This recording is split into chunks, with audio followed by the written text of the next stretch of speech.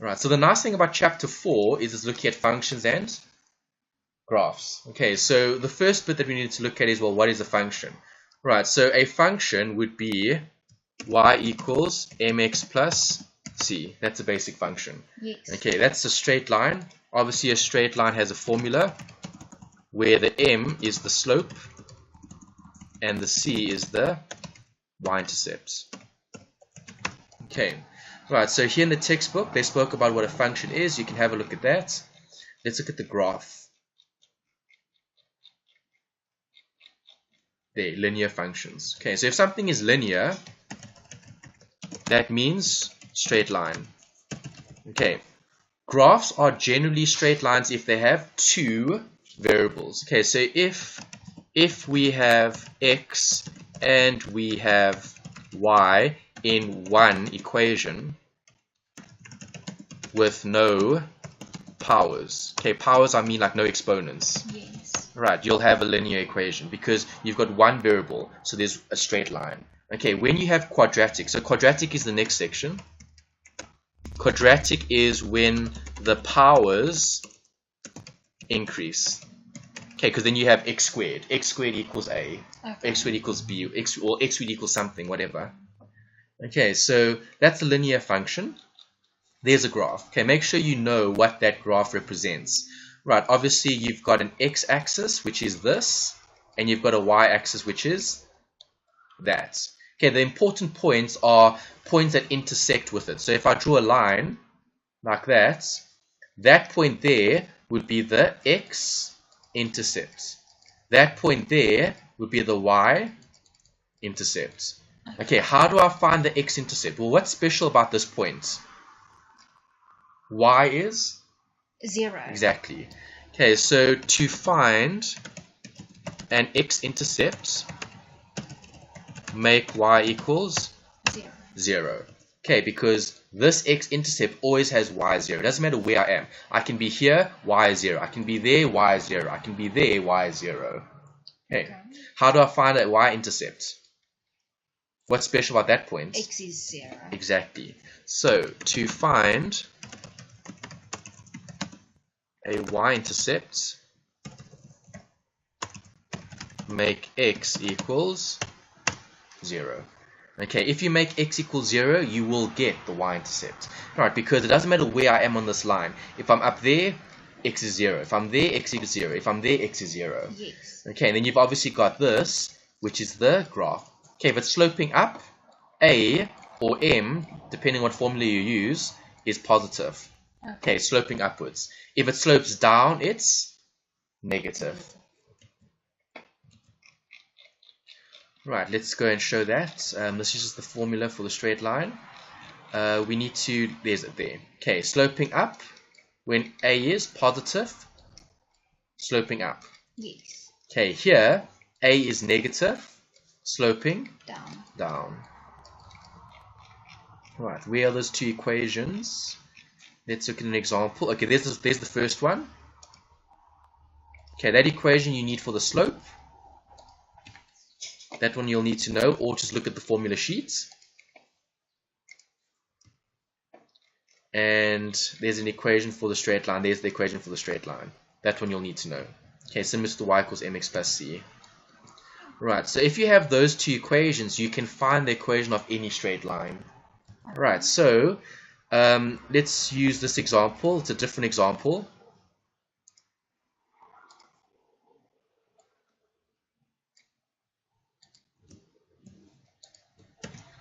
Right, so x is x1, y1, x2, y2. Okay, so x1 was what? 1. y1, 3. x2, 3, 7. Okay, does that make sense? Yes. Okay, that came from the question. Right, so if I want the slope, a equals brackets x2, 3 minus 1 over 7 minus 3. Make sense? Yes. Okay, so that gives me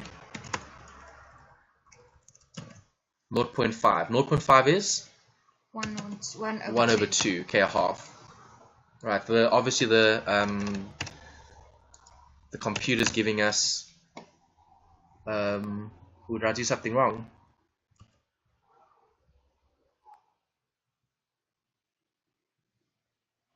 Oh, no wonder. Yeah. Wrong way around. That was it. Sorry, mistake there. Okay, divide by. That's better. Okay, it's y2 over y2 minus y1 over x2 minus x1. Yeah. Okay, sorry, mistake there. So just move this around.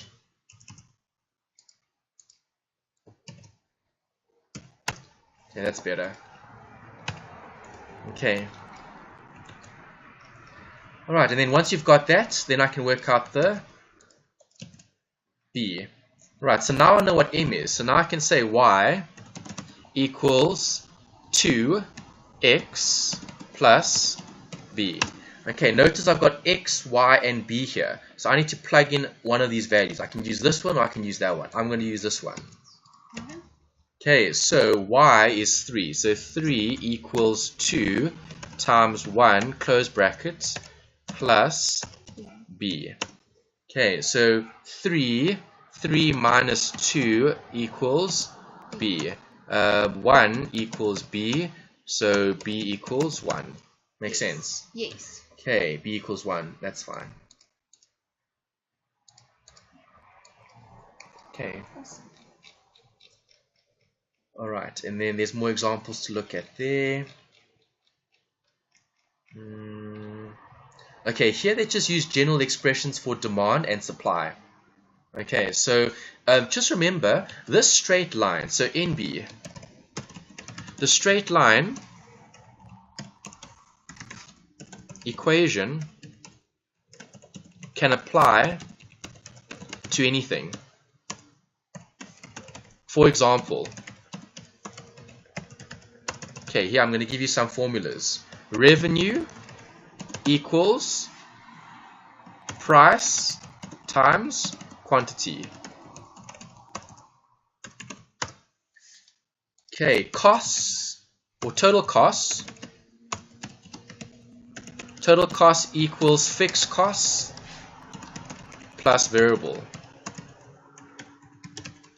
Okay, this one here was demand and supply.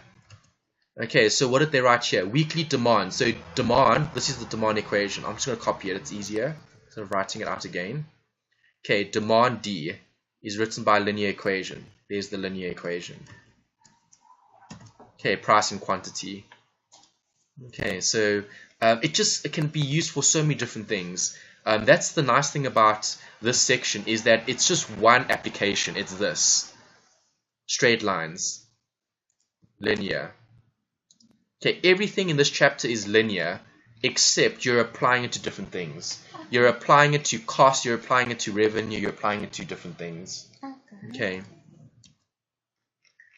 Alright, so that's the graphs. Then there's more examples. You can look at these special cases. Okay, just remember there's an origin here. Okay, oops, there we go. Okay, so here y equals a x plus b. Right, do I have an intercept? Yes, but the intercept is 0. Y equals 0, x equals 0 in terms of this point there being the origin. Okay, so here this would be y equals something like 2x. Okay, plus naught. Okay, we don't write plus naught. So y equals 2x. Okay, or y equals minus 2x. So if it was plus 2x, it would slope like that, plus. If it was minus 2x, it would slope like that. Okay, positive or negative. Right, if it's flat, y equals a number, like 3. Okay, that point there could be 3. So it doesn't matter what x is, y is always 3. Yeah. Here, it doesn't matter what y is, x is always maybe 4. Okay, because it's sloping there. Whatever the y is, it doesn't matter what it is, x is always 4. Okay, here we've got parallel lines. Ooh, did I spell that right?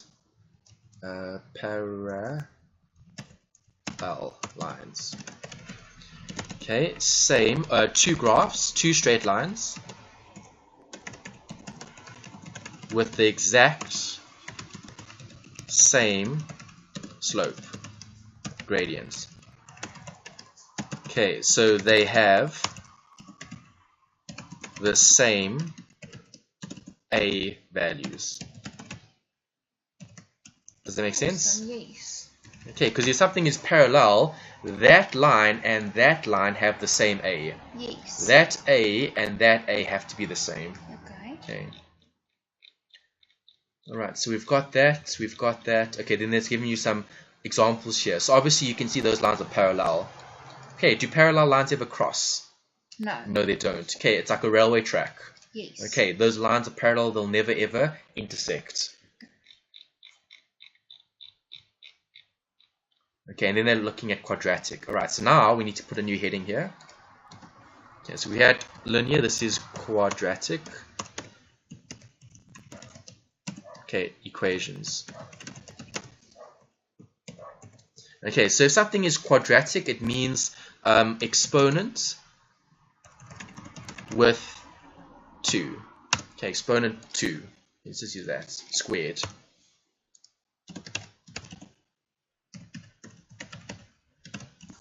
Okay, so squared means x squared. Right, to the power 2. Right, so very important is the formula for it. So that you need this. That's the basic equation for a quadratic function. Okay, that's very important. Right, the equation, general equation. Okay, and you can use factorizing here if you want to. Right, so I don't know how good or bad your maths is in terms of factorizing. Okay, factorizing is when we have 3 terms and you have to find the x values. Okay, because you break it up into 2 brackets. Yeah. Okay.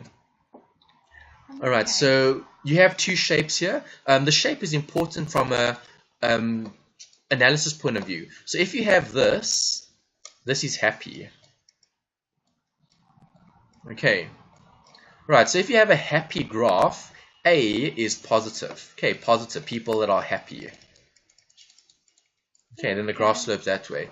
And then this would be the opposite. Okay. Sad. Alright, so that's bad. Okay, that's negative. Awesome. Okay, so that's the A, positive or negative. Well, when I talk about A, I mean this thing here. The A is the shape of the graph. Okay, that A, the number in front of X. Okay. Right, the turning point. This is important. Write down that formula as well. It might even be in the formula sheet. The vertex is where the graph turns. Okay, so if I want the turning point of the curve, comma, I need to work out the x value of the turning point. Okay, and that's what you use there. It's minus b over 2a. So minus b over 2a is going to give you this point, this point. Alright, so let's use this as an example. Right, what's your a value here? Minus 1. What's your b value here? 1. What's your c value here? 2. Okay, so x equals minus b over 2a.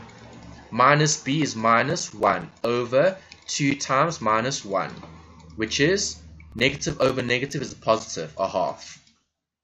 Okay, there's the half. Right, once I get x equals a half, how do I get y? Substitute. Okay, I know that x is a half. So wherever I see an x, I'm going to put in a half. On the calculator, minus open brackets a half, 0.5 squared, 0.5 squared, close brackets, plus 0.5 plus 2 equals 2.25. Yes. There's it. Awesome. Okay, so you get x, then you plug it in to get y. Okay, because the function, see, that's the purpose of the function, which we spoke about earlier. Y equals ax squared plus bx plus c. Copy this. Okay, so whatever x you substitute into the equation will give you a y. So Okay. awesome. Right, and that's just some practice. There's intercepts. Okay, that's also a good equation to use if you can't factorize. So if you can't factorize, what do I use? I use the general equation. Okay. Okay, so to find x-intercepts using the equation, comma, we need to substitute the a, the b, and the c. Okay, so if I was given something like, where is it? Okay, don't worry about this. Here they're just talking about the discriminant. Don't worry about that. That you can read through. It just talks about this. Okay, so maybe just to summarize it. Okay, if I have, what I want, this. Okay, this bit over here, what's underneath that bracket? Okay, if that is greater than 0, okay, i.e. that, then I'm going to have a graph that has this. 2 unique x-intercepts. Right, if I have this discriminant equal to 0, okay, meaning what's under this bracket? Yeah. Well, the square root. If it's equal to 0, then I'm going to have this. I'm going to have a graph Oh, okay, yes. that's on the axis. Okay. Right, if you have a discriminant that's less than 0, okay, meaning this little bit under the graph is less than 0, okay, meaning a negative. Right, then you'll have a graph that looks like this. Okay, no intercept. Okay, and that's what they've drawn here. So see, there's discriminant greater than 0. There's discriminant that's equal to 0. Okay, and then here less than 0 is above. Okay, less than 0. Okay, discriminant D. Okay, D equals 0, D greater than 0. I should have highlighted this one. This was A.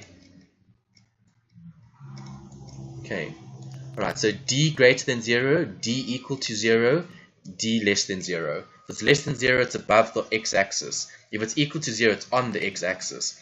If it's greater than 0, it's two separate points. It's below the x-axis. Okay. Alright, then they've just given you an example that you can look at. Okay, the slope, just in terms of a tangent. A tangent is a straight line that touches the curve. That's what a tangent is. Okay, so here, tangents on this side are going to be positive. Tangents on this side are going to be negative. Okay, at that point over there, which is the turning point, right, the tangent here is 0.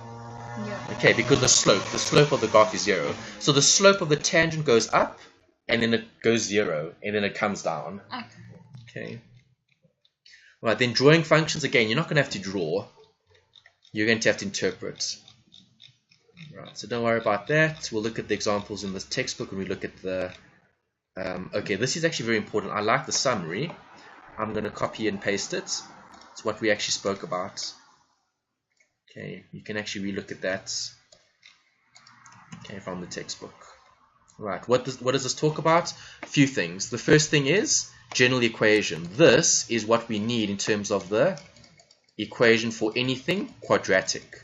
Okay. Right, and that should be given in the textbook. Not textbook, in the formula sheet. Yes, there's it. Okay, and then they give you this. The minus b over 2a. Yeah. Okay, which is that. Okay, the general equation. Right, if you want y-intercepts, always make x x equals 0. If you make x equals 0, you find the y. Right, the vertex of the parabola, we spoke about that. That was the x equals minus b over 2a. Okay. Alright, then the last bit is the exponential and logarithmic functions. Okay, so exponential and logarithmic means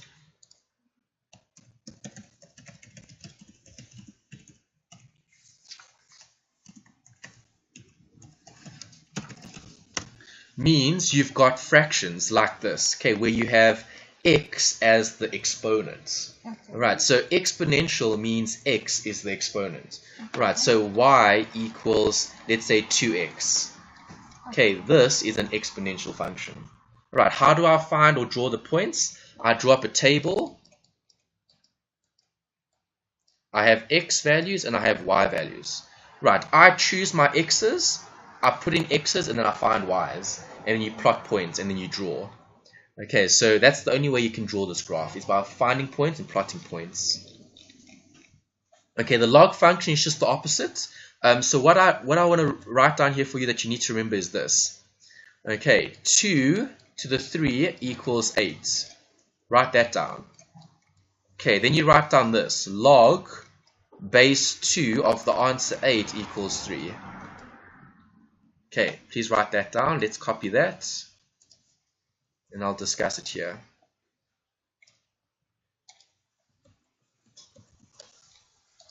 Okay, so with the log function, you need that. Okay, why is that important? It's because of this.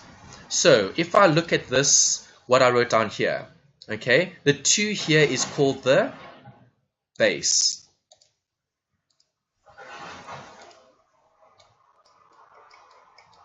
That's called the exponent. And that's called the answer. Okay, so if I want to look for an exponent, can I write the exponent as the subject of the equation? Yes, the exponent is the base answer in terms of the log. Okay, so let's copy that as well.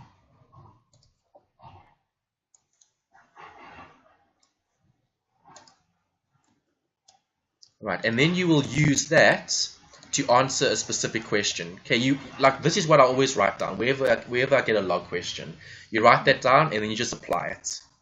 Okay, I'll show you how to apply it when we look at some examples. Okay, this is just looking at the log rule. Is that it? Okay, that's it. Okay, maybe just to show you one then. Where was this one? Here. Oh no, that's not a question though. Okay, they don't actually give you a question. They just talk about it. We're going to have to look at the... Yeah, this is also not... Yeah, there's no activity here. Okay, so we're going to have to stop there for chapter 4. Okay, but we'll see later. I'll show you. See question papers.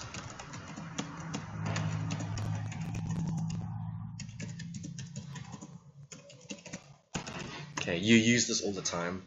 Okay, it's just changing it from one thing to another. The only reason why I use this is because it's easy to remember. Okay, so I write that down. 2 to the 3 equals 8. Log base 2, 8 equals 3. And then from there, you can kind of interpret that stuff. Yes. And then whatever you want, then if you want the exponent, then you can just manipulate and apply to the question. Okay, I think I might or might not have shown this before. I'm not too sure. No.